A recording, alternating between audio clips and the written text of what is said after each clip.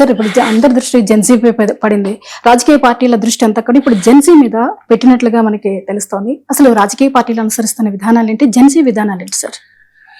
అంటే ఇటీవల దేశవ్యాప్తంగా జెన్జీ ప్రొటెస్ట్లు జరిగాయి కనుక సహజంగానే ఈ జెన్జీని అట్రాక్ట్ చేయాలి.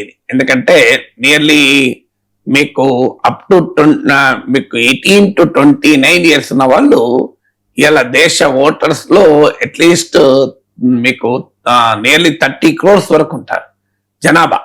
మీకు మామూలు జనాభా కాదు ఇది. అంటే 20 to 30% ఆఫ్ ద ఓటర్స్ ఈ యంగర్ జనరేషన్ వాళ్ళే ఉండేటువంటి పరిస్థితి. అందువల్ల మీకు జెన్జీ అసంతృప్తి, జెన్జీ అంటే 1996 తర్వాత పుట్టిన వాళ్ళు, 1981 తర్వాత పుట్టిన వాళ్ళని మిలీనియల్స్ అంటారు, అంతకన్నా ముందు పుట్టిన వాళ్ళని జెనెక్స్ అంటారు, ఇంకా ముందు పుట్టిన వాళ్ళని బూమర్స్ అంటారు.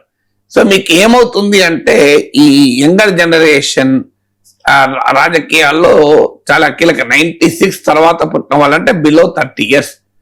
వీరు ఇవాళ రోడ్ల మీదకి వచ్చాక అన్ని రాజకీయ పార్టీలు అవే మాట్లాడుతున్నాయి. పార్లమెంట్ లో వాళ్ళ లింగో, వాళ్ళ భాష వాడుతున్నారు. మీకు పార్లమెంట్ లో ఈ మధ్య FOMO, fear of missing out అని, ఎంఐఏ మిస్సింగ్ ఇన్ యాక్షన్ అని, దిల్లులు అని, సో ఇలాంటి డల్లులు సల్లులు ఇలాంటి పదాలు వాడుతున్నారు.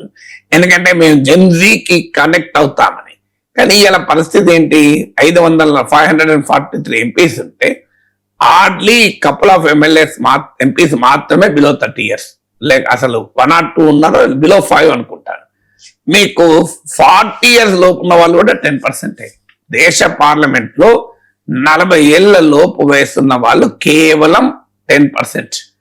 సో ఎందుకు దీనికి ఈ పరిస్థితి ఏంటి అంటే 70 ఏళ్ళు 80 ఏళ్ళు వచ్చినా 90 ఏళ్ళు వచ్చినా కూడా పదవులు వదలటానికి సిద్ధంగా లేరు. వాళ్ళ మనవాళ్ళు వచ్చినా వీళ్ళైతే పదవి వదలటానికి సిద్ధంగా లేరు.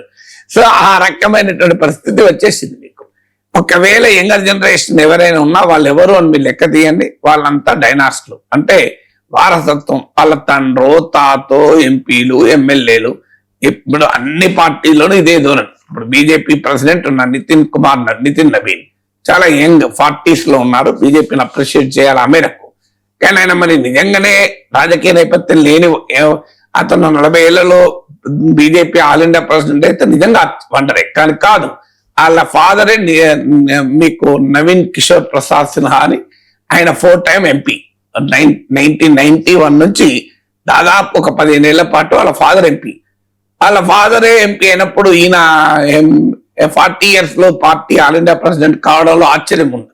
ఆ మేరకు ఆశ్చర్యమే. బీజేపీ లాంటి పార్టీలో ఆల్ ఇండియా ప్రెసిడెంట్ గా ఎదగడం అనేది మామూలు విషయం కాదు. ఈ కాంగ్రెస్ పార్టీలో రాహుల్ గాంధీ యంగ్ లీడర్ గా చెప్తూ ఉంటారు. మరి మనకు అందరికీ తెలుసు ఆ కుటుంబ నేపథ్యం.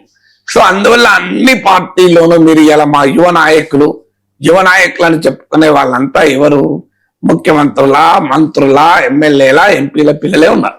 జెన్జీ ఎక్కడిది? వాళ్ళ ఇంట్లో జెన్జీ అంటే పెద్ద డైనాస్ట్ వారసత్వ జెన్జీనే తప్ప రియల్ జెన్జీ అంటే రాజకీయ నేపథ్యం లేకుండా ఒక 30 ఏళ్లలో ఎమ్మెల్యే కావడం, ఎంపీ కావడం. ఈ మధ్య రేవంత్ రెడ్డి అన్నారు 21 ఏళ్లకే పోటీ చేసే అవకాశం ఇవ్వాలి. అవకాశం ఇచ్చిన రాజకీయ పార్టీలు ఎంతమందిని పెడతాయి? మళ్ళీ ఎమ్మెల్యేల పిల్లలే పెడతారు, ఎంపీల పిల్లల్ని పెడతారు తప్ప నిజంగానే తమ విద్యార్థి యువజన విభాగాల్లో పనిచేసి వచ్చిన వాళ్ళను మీరు పెడతారా? అందువల్ల పాలిటిక్స్ లో లింగో వాడడమే కాదు, డెల్లులు ఫోమో అంటే అయిపోదు కదా. అసలు నిజంగా ప్రాబ్లం ఏంటంటే ఓల్డ్ ఏజ్ ఉన్న లీడర్లకు ఫోమో ఎక్కువ, ఫియర్ ఆఫ్ మిస్సింగ్ అవుట్. అంటే మేము జెన్జీకి పదవులు ఇస్తే మా పదవులు పోతాయి అన్న ఫోమోతో బాధపడుతున్నారు. దీనికి తోడు మీకు జెన్జీ ప్రొటెస్ట్లు, జెన్జీ రైజ్ చేస్తున్న ఇష్యూస్ ఏంటి? Education, employment. మీరు నేను కౌన్సిల్ 8 ఏళ్ళు ఉన్నాను. 8 ఏళ్లలో ఒక 2 రోజులు 3 రోజులు ప్యూర్లీ ఎడ్యుకేషన్ పైన డిబేట్ నడిచిన ఒక్క ఉదాహరణ లేదు. ఎంప్లాయ్మెంట్ పైన ఒక్కరోజు డిబేట్ నడిచిన ఉదాహరణ లేదు. మరి ఎలా? మీరు ఎప్పుడన్నా చూసారా పార్లమెంట్ స్పెషల్ సెషన్ అని ఎంప్లాయ్మెంట్ అని, పార్లమెంట్ స్పెషల్ సెషన్ అని ఎడ్యుకేషన్ అని, ఓ రోజంతా ఉద్యోగాల కల్పన పైన పార్లమెంట్ లో డిస్కషన్, అసెంబ్లీలో డిస్కషన్ అన్న మాట విన్నారా మీరు? ఎందుకు జరపరు?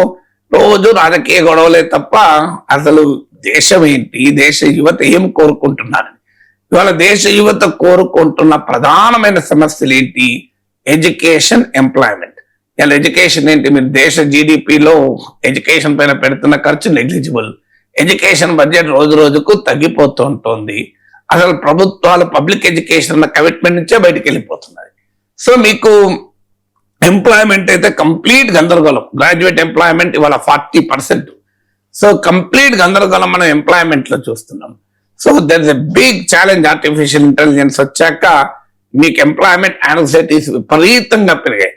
పార్లమెంట్ లో, అసెంబ్లీలో ఈ ఆర్టిఫిషియల్ ఇంటెలిజెన్స్ ప్రభావము సమాజంలో ఉద్యోగ అవకాశాల పైన ఏంటి, దీనికి ప్రత్యామ్నాయాలు ఏంటి అని పార్లమెంట్ చర్చించంగా, అసెంబ్లీ చర్చించంగా చూసారా?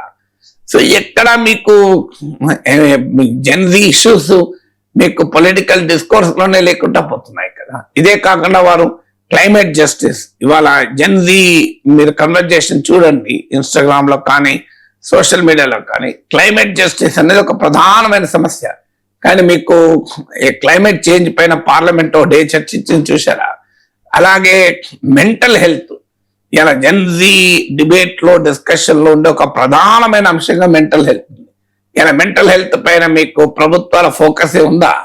సో అందువల్ల మీకు జెన్జీ రైజ్ చేస్తున్న ఇష్యూస్, ఇంక్లూజివిటీ పైన మీకు ఎక్కడ చర్చ జరుగుతుందా? అందువల్ల మీకు జెన్జీ కన్సర్న్స్ మీకు ఎక్కడా కనబడతలేదు. కారణం ఏంటంటే పొలిటికల్ సిస్టమ్ పనిచేసే విధానం ఏంటంటే ఒక కంట్రోల్డ్ ఇకో ఛాంబర్స్ లాగా పనిచేస్తాయి. నాయకుడు ఏం మాట్లాడితే మీతోళ్ళంతా చేతులు ఎత్తాలి.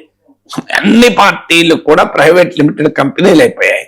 సో ఆ ఫ్రీడమ్, ఇండిపెండెన్స్ అనేది ఉండదు. మీకు జెన్జీ ఏంటంటే ఫ్రీడమ్ కోరుకుంటుంది. మీరు మన ఇళ్లలో కూడా చూడండి. సో మీ నాన్న పేరు ప్రఖ్యాతులు అన్నారు అనుకోండి, బిడ్డ ఏమంటది, నా పేరు ప్రఖ్యాతులు పెరగాలి, ఎంతకాలం నేను నాన్న పేరు చెప్పుకొని బతుకుతానంటారు. సో అంత ఇండిపెండెన్స్ ఉంటుంది. అది చాలా అప్రిషియేట్ కూడా చేయాలి మనం. సో ఆ ఫ్రీడమ్, ఆ ఇండిపెండెన్స్ అంటే గివెన్, ఇది మీరు వినాలి, మీకు మేము చెప్తున్నా మీరు వినండి అనేటువంటి ధోరణికి జెన్జీ వ్యతిరేకం. జెన్జీ డైలాగ్ కోరుకుంటుంది. మీరు రాజకీయ పార్టీల మీటింగ్లో ఎప్పుడైనా డైలాగ్ చూసారా? నాయకులు గంటలు గంటలు ఉపన్యాసాలు ఇస్తుంటారు, కిందున్నోడు వినాల్సిందే తప్ప మీకు ఎక్కడైనా డైలాగ్ కూర్చొని 1-to-1 ఇంటరాక్షన్లు మీకు కనబడతాయా? రాజకీయ పార్టీలు అలా పనిచేస్తాయా? రాజకీయ పార్టీలు ఒక మీటింగ్ పెడితే 5-6 స్పీకర్స్ ఉంటారు. వాళ్ళు దంచి కొడుతూనే ఉంటారు, ఉపన్యాసాలు, ఒక దంపటి ప్రసంగాలు చేస్తూనే ఉంటారు. అలా కింద కూర్చున్నాడు వినాల్సిందే, ఇంకో మార్గమే లేదు. కానీ కింద కూర్చున్నాడు కూడా మాట్లాడడము, అడగడము అనే సాంప్రదాయమే లేదు. Gen Z doesn't believe in this. They believe in dialogue, they believe in conversation. In political system ఏమో హైరార్కీలు, జెన్జీ ఏమో హైరార్కీని అంగీకరించదు. జెన్జీ ఏమో ఈ రాజకీయ వ్యూహాలు, విన్యాసాలు, ఈ గందరగోళంతో సంబంధం లేదు. స్ట్రైట్ ఫార్వర్డ్ తమ కన్సర్న్స్ ను వ్యక్తం చేయడం అనేది వారికి అలవాటు. అందువల్ల కేవలం జెన్జీ వాడుతున్న ఫోమో, జెన్జీ వాడుతున్న డెలువులు అని పదాలు వాడితే సరిపోదు. జెన్జీ అని వర్టికల్ వీడియోలు తీస్తే సరిపోదు కదా. జెన్జీ కన్సర్న్స్ ను ఎక్స్ప్రెస్ చేయగలగాలి, జెన్జీ వాల్యూస్ ను ఏంటని అర్థం చేసుకోగలగాలి. అది కేవలం వర్టికల్ వీడియోలు పెట్టి ఇన్స్టాగ్రామ్ రీల్స్ చేస్తే మీకు జెన్జీ ఎంపవర్మెంట్ అయినట్టు కాదు కదా.